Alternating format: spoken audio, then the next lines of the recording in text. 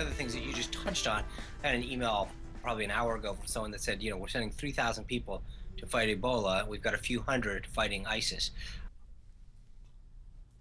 All right, folks, welcome back. That was Sean Spicer, the communications director of the RNC, on this show yesterday, making note of the fact that something is out of whack. And also making note of that fact is our friend from the Washington Times, great columnist Charles Hurt, who joins us, and his latest column out today, Dr. Obama's Prescription, More Troops for Ebola Than Islamic State. Hello, Charles.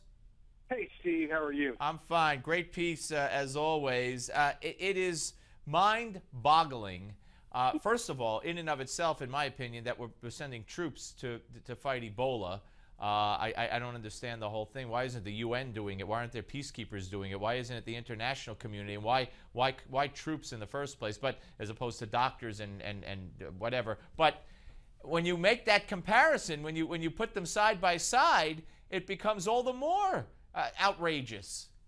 Yeah, I was talking to a really smart guy today about all of this, and he was making a point that it's almost like the president is like mocking the military. He's trying to make a mockery of the sacrifice that soldiers make on our behalf for our freedoms by sending them into the jungles of West Africa. And mind you, I may be part with a lot of conservatives on this. I think the Ebola crisis is a devastating crisis. I think it is I do think that it rises to the level of world interest. And while I hate throwing money away on foreign ventures, I find this to be one of those things where it's I give a lot of latitude to things like this. But my goodness, sending troops? What are they going to do? Are they going to do? I mean, the only thing that troops in Liberia right now are doing are that they're enforcing these blockades of these Ebola slums. Is that what our troops are going to be doing? Standing there with machine guns to hold sick people across barricades where they're going to either starve, die of Ebola, or die of some other disease because they're not allowed out of these slums? Is that what he's going to do with our military? I mean, it just doesn't make any sense. And if they're only going over there to do construction and to move supplies around and things like that, why do you, as you pointed out, why do you need the military? Send HHS. Actually, just take the whole building and get a bunch of helicopters and chains. Take the whole building and along with Obamacare and take the whole thing and then just dump it in Monrovia. No, I wish I could. I wish there were a way, because as he described it at his press conference yesterday, or his announcement yesterday, that's exactly what it's going to be. It's construction, it's advising, it's this, it's that. So why troops are needed, I don't know. I'll tell you what we need, and you talk about. I agree with you. It's a threat.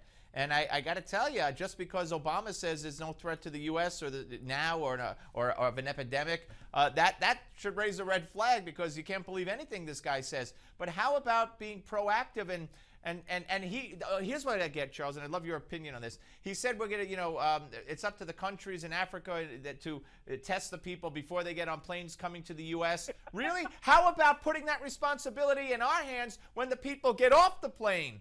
I mean, you trust the people in Africa to do that for us? And then at which point they will be on American soil.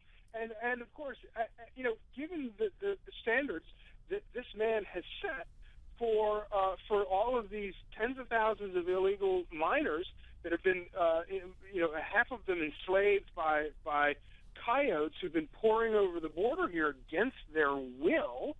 The standard for seeking asylum is, oh, well, I come from a really crappy place, or, oh, well, there's a lot of crime in the neighborhood where I come from, and that's being accepted, maybe not in a court, specifically, but broadly speaking, that is sort of the argument now for why we should accept these people. So why isn't having Ebola a perfect? You should be able to claim asylum because, well, everybody I know back home has Ebola, so I'm here now, and you can't send me back. In a perfect world where we could snap our fingers and have prosperity for all, and that's a great solution. It's wonderful, but it's not reality. And countries have borders for a reason, and America is a prosperous, wonderful, free place for a reason, and that's why people all over the world yearn to come to America to be free. But and all these efforts by President Obama, it's not to sort of, it's not to keep America this great place that everybody can strive for. It's to turn us into a third world country, so we're just like the rest of them. And it is frightening. I feel bad for the 3,000 who get picked to go there. I mean, what's going to happen when the first one gets sick? That's what I can't imagine. I can't imagine that. And granted, I mean, if you talk to some of these epidemiologists and these experts, most of them will tell you that if most healthy Americans got Ebola, the survival rate would not be this 60% or 40% or whatever it is that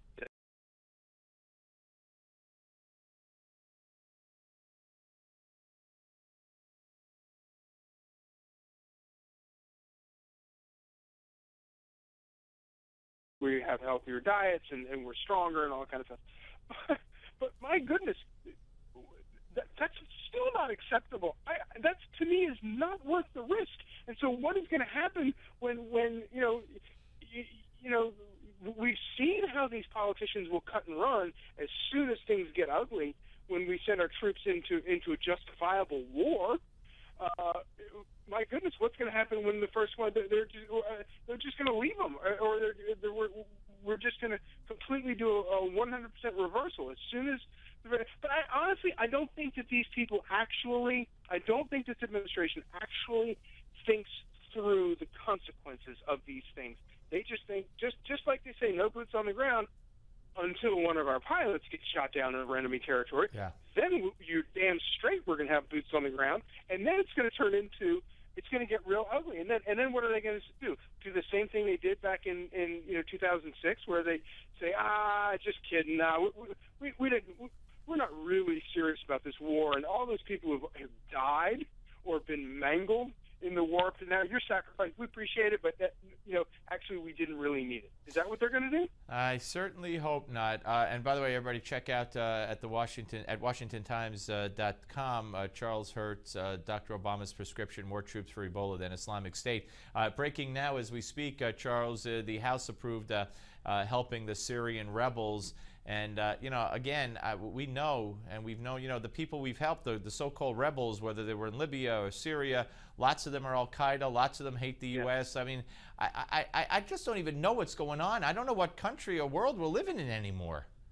Yeah, I love the idea of killing these people that want to return civilization back to savage Stone Age.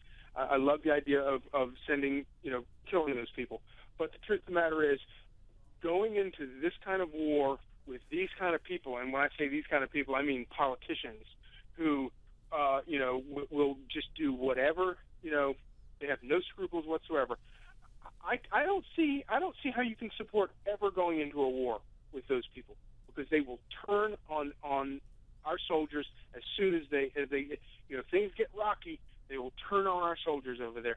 And I don't know that I'll ever find myself in favor of anything as long as Washington operates the way it does right now with these criminal lawmakers who send our boys to get maimed and die for no good, for what turns out to be, by their own definition, no good serious reason. Let me give you something on a lighter note, but sticking to Washington. Yesterday, I believe it was, Senator Maria Cantwell of Washington, they held a press conference, and they want to take away the NFL's tax-exempt status or whatever, and I'm thinking, oh, here we go again, more feminist stuff over the Ray Rice or Adrian Peterson, and it turns out it's about the Washington Redskins name. I can't believe they're still on that. Yeah, they're desperate. They've got it. They just need something to hold on to, and that's, you're in bad shape when that's the best you can come up with. It really is bad. Charles, always great to talk to you, sir. Thank you very much, my friend. Thanks, Steve. All right, Charles Hurt, ladies and gentlemen, Washington Times columnist. Yeah, you saw that in the Newsmax Now update at the top of the hour.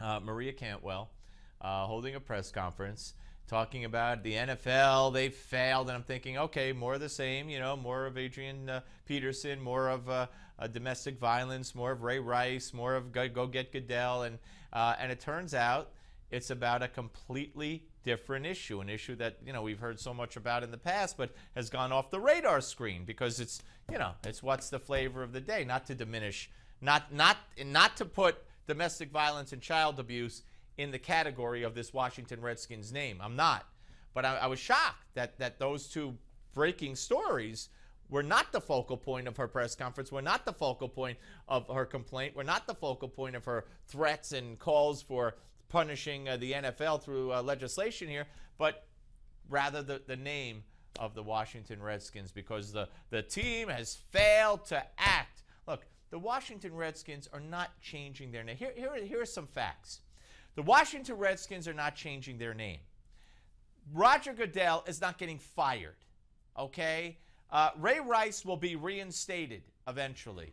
And Adrian Peterson, depending on whether or not he is found guilty or not, will play football again. I just don't know. I don't know. Now, if someone accuses a player of domestic abuse or domestic violence, does that mean that he's automatically going to be benched until it's adjudicated, even though it's just an accusation? All right, folks, Monsignor Hillary Franco's next. Don't miss this one.